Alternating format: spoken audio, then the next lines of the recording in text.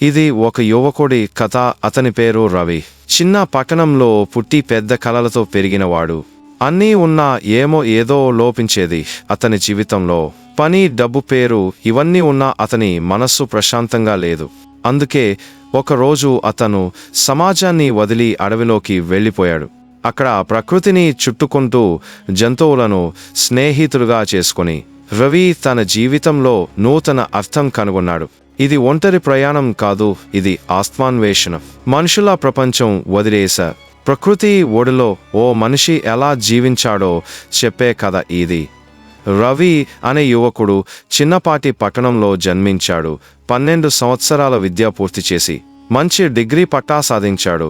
మంచి ఉద్యోగం కూడా వచ్చింది, మంచి జీతం కూడా. కానీ ఏదో లోపించింది. రవి మనసుల్లో ప్రశాంతత లేకుండా పోయింది. రోజు ఆఫీస్కు వెళ్ళడం, ట్రాఫిక్లో ఇరుక్కోవడం, డెడ్లైన్లు, ఒత్తిడి ఇవన్నీ అతనికి నెమ్మదిగా అసహ్యంగా మారిపోయాయి.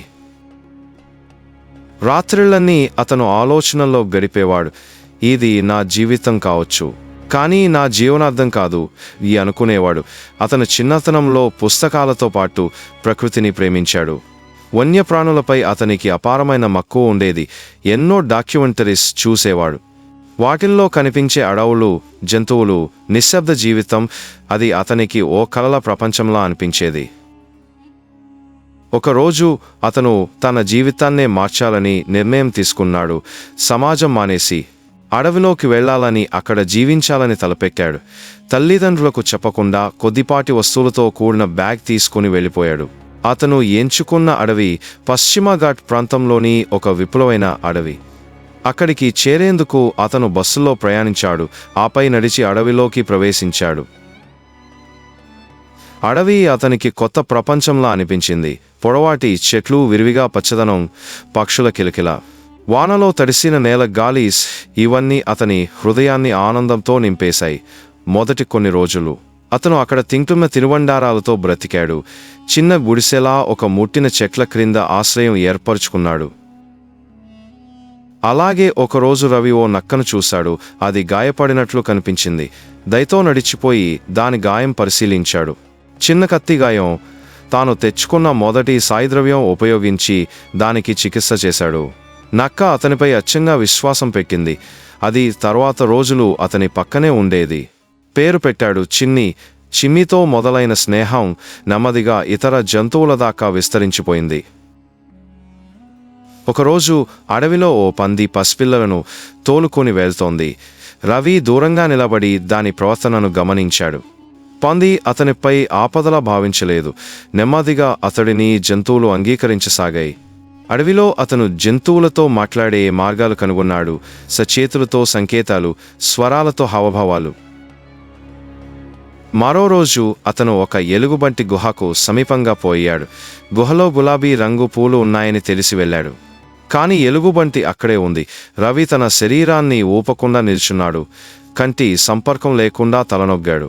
ఆశ్చర్యంగా ఎలుగుబంటి అలా వదిలేసింది. అతను అక్కడే మొక్కలను నొక్కుకుని వెనక్కి వచ్చేశాడు. ఇలా అడవిలో అతనికి జంతువులపై విశ్వాసం పెరిగింది. జంతువులు కూడా అతనిపై అనురక్తితో వ్యవహరించసాగాయి. ఒకరోజు ఓ కోతుల గుంపు అతనితో ఆడింది. మరొక రోజు పక్షుల జత ఒకే చెట్టు మీద అతని దగ్గరికి వచ్చి కూర్చుంది. వాటి అరుపుల్లో గానం అనిపించింది. ఈ సంఘటనలు రవికి కొత్త బంధాలుగా, జీవితం కొత్త అర్థంగా మారాయి. ప్రతి రోజు రవి ప్రకృతిని గమనించేవాడు. వానకాలంలో వచ్చిన లోతైన నీటి ప్రవాహాలు, పొద్దుతిరుగుడు, పూలబాటలు, చంద్రోదయపు వెలుగు ఇవన్నీ అతని ఆత్మను తాకేవి. అతను పత్రాలు, కర్రలు, ఆకులతో నూతన వస్తువులు తయారు చేసుకోవడం నేర్చుకున్నాడు. పక్షుల గూళ్లను పరిశీలించి వాటి జీవనశైలిని తెలుసుకున్నాడు. రవి క్రమంగా అడవిని అర్థం చేసుకోవడం ప్రారంభించాడు. ఏ జంతువు ఎక్కడ నివసించేది, ఏ చెట్టు ఎప్పుడు పువ్వులు వేయేది, ఏ పక్షి ఎప్పుడు పిలిచేది ఇవన్నీ అతనికి తెలిసిపోయాయి. అతనికి ఇప్పుడు ఒక ప్రశాంత జీవితం ఉంది. తినడానికి తక్కువైనా బతకడానికి ఎంతో ఉంది. ఈ జీవితంలో అతనికి తృప్తి లభించింది. కానీ అతనికి తెలియకపోయిన విషయం మానవ సమాజం అతనిని వెతుకుతూనే ఉంది. పోలీసులకు సమాచారం వచ్చింది ఒక యువకుడు అడవిలో కనిపించకుండా పోయాడని. కానీ రవి కోసం వెతుకులాట అప్పటి వరకు ఫలితం లేకుండానే సాగుతోంది. అడవిలో రవికి ఇప్పుడు నిశ్చలమైన జీవితం ఏర్పడింది. చిన్ని అనే నక్క అతనితో రోజు ఉండేది. కోతులు, పక్షులు, చిన్న జంతువులు, రోజుకో కొత్త అనుభవం. అతని హృదయం ఇప్పుడు పచ్చదనం మధ్య నాటిపడింది. ఒకరోజు రవి ఓ పాత చెట్టు వద్ద కూర్చుని జాబిలిని చూస్తూ ఊహాల్లో తేలిపోయాడు. అప్పుడే ఓ గంభీర గర్జన వినిపించింది. అది పులి. వర్షాల కాలం కావటంతో కొన్ని పులులు తమ సాధారణ మార్గాల్ని విడిచి వచ్చినట్టు కనిపించాయి. పులి రవిని చూసింది. రవి కదలలేదు. అతను కళ్ళు మూసుకున్నాడు. అప్పటి వరకు అడవి జంతువులు అతనికి హాని చేయలేదు. కానీ ఇది భిన్నం. పులి అతని చుట్టూ తిరిగి ఎడమవైపు నడిచి వెళ్ళిపోయింది. రవి కొద్దిసేపు అక్షరాల ఊపిరి పీల్చలేదు. తరువాత అతను ధైర్యంగా నిద్రపోయాడు.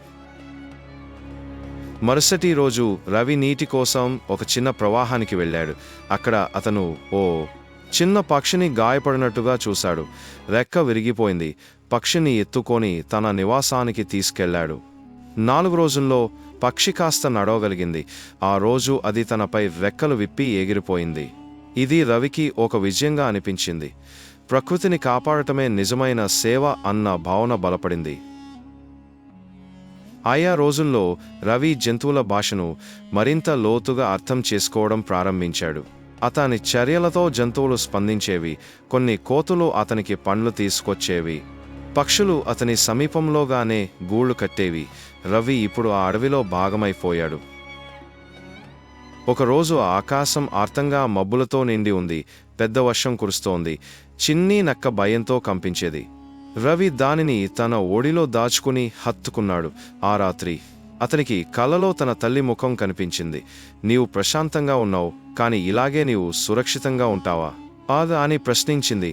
రవి మెలకువ వచ్చేసింది. హృదయం బరువుగా మారింది. ఆ తరువాత రోజును కూడా ప్రశాంతంగానే సాగాయి. కానీ ఒకరోజు అడవిలో కొంత చప్పుడు వినిపించింది. మానవుల నడకలు, పిలుపులు. అటవీ శాఖ ఉద్యోగులు అక్కడ చేరుకున్నారట. ఓ జంట హైకింగ్కి వచ్చి గాయం అయింది. వాళ్లను వెతికే సమయంలో రవి కనిపించాడు. వాళ్ళు అతడిని చూసి ఆశ్చర్యపోయారు. నీవు ఇక్కడ ఎలా ఉన్నావు అని ప్రశ్నించారు. అతను సత్యం చెప్పాడు.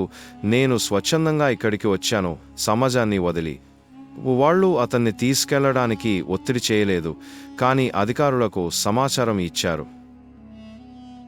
కొన్ని రోజుల్లో పోలీసులు రవిని వెతుక్కుంటూ వచ్చారు. నీ కుటుంబం నిన్ను వెతుకుతోంది, నీవు బతికే ఉన్నావా, మేము ఆందోళన పడుతున్నాం అని అన్నారు. రవి కొంచెం ఆలోచించాడు. అతనికి తన తల్లిదండ్రులపై ప్రేమ ఉంది, కానీ ఈ అడవి జీవితం, ఈ మిత్రులు ఆ వీళ్ళని వదిలే స్థితిలో లేడు. అతను చివరకు నిర్ణయం తీసుకున్నాడు. ఆ తల్లిదండ్రులతో మాట్లాడేందుకు బయలుదేరాడు. కానీ వారం రోజుల్లో తిరిగి వస్తానని చెప్పాడు. నక్క, కోతులు, పక్షులకు వీడ్కోలు చెప్పాడు. అడవిలోకి తిరిగి వచ్చే మాట ఇచ్చాడు. ఆయన వెళ్ళాడు. తల్లిదండ్రులు అతన్ని చూసి ఆనందంతో కన్నీళ్లు పెట్టారు. అతను వారితో కొన్ని రోజులు గడిపాడు. వాళ్లకు తన జీవితం గురించి చెప్పాడు. మొదట్లో వారు అంగీకరించలేదు, కానీ చివరికి ఒక నిబంధనతో అంగీకరించారు. నువ్వు అడవిలో జీవించవచ్చు, కానీ మేము ఏడాది 4 సార్లు నిన్ను చూసేందుకు వస్తాం అన్నారు. రవి తిరిగి అడవిలోకి వచ్చాడు. జంతువులు అతన్ని చూసి ఆనందంతో చప్పుడు చేశాయి. పక్షులు పాడాయి, కోతులు తాళ్లు కొట్టాయి. చిన్ని అతని ఓడిలోకి దూకింది. ఇప్పుడు రవి నిజమైన జీవితం జీవిస్తున్నాడు. సమాజానికి దూరంగా, ప్రకృతికి దగ్గరగా. అతడి జీవితం ఒక సందేశంగా మారింది. ప్రకృతిలో జీవించాలంటే ధైర్యం కావాలి, కానీ అది ఇచ్చే ప్రశాంతతను ఎవరూ ఇవ్వలేరు.